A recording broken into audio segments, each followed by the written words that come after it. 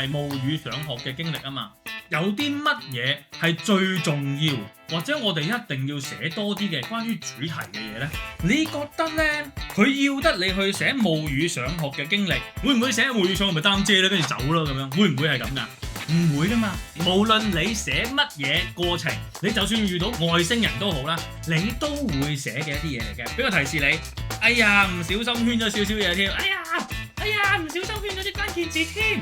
人哋嘅文章係有個主設俾你㗎，個設定就係冒雨上學，你梗係要寫關於落雨嘅景物，關於落雨嘅時候周圍嘅人物，佢哋嘅一啲情況或者係叫做神態啦，再關於落雨嘅時候自己嘅一啲經歷啦，再關於埋落雨嘅時候你嘅一啲心情啦，全部係個關鍵字雨中。